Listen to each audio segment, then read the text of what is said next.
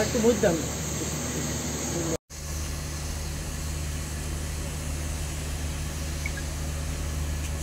এদিকে এদিকে এদিকে সান না এদিকে দাদা এদিকে সান দাদা এদিকে দাঁড়ান আগে একটু দিকে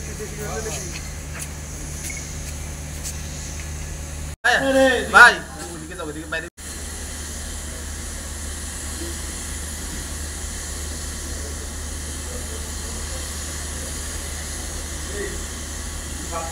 আস্তে আস্তে আনো না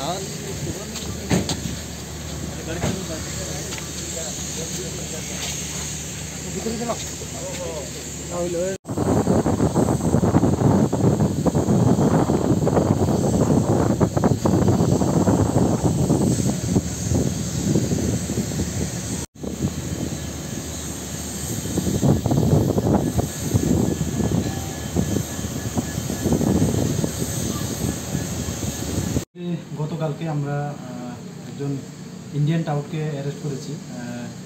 আমরা একটা পুরানো মামলার সঙ্গে যুক্ত ছিল সে অনেকদিন যাবতই। তো এটা আমরা জয়েন্টলি করেছি, আমরা 42N BSF এবং আমরা জামতলী থানা আছে এবং আমরা জিআরপি থানা মিলে।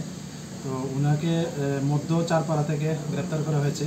তো ওনার নাম হলো রূপন মিয়া, বাবার নাম রহমত আলী, মধ্য চারপাড়া PS আমতলী থানা আন্ডারে। উনিও মতলব ওই যারা বাংলাদেশি ওঠানামা করে উনি সহযোগিতা করছেন এবং ওনার ইনভলভেন্সি পাওয়া গেছে।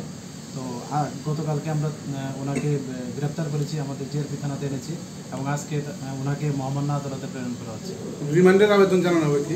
রিমান্ডে আমরা জুডিশিয়াল রিমান্ড চেয়েছি, জুডিশিয়াল ইন্টারভিউশন করার জন্য, জুডিশিয়াল কাস্টডি। গতকালকে যে 8 জন বাংলাদেশি ধরা হয়েছে তাদেরকে জিজ্ঞাসাবাদ করে কি তাকে ধরা হয়েছে? না, এটা একটা অন্য কেসের, অন্য একটা আমরা আগরতলা জিআরপি থানার কেস 78/24। ওইটা তো ওই নতুন BNS অ্যাক্ট এবং ফরেনার অ্যাক্ট IPP অ্যাক্ট আছে। তো আমরাও ওইটার সঙ্গে কেউ যে গতকালকের যোগসূত্র আছে কিনা এটাও আমরা দেখছি, ইন্টারোগেশন চলছে অলরেডি।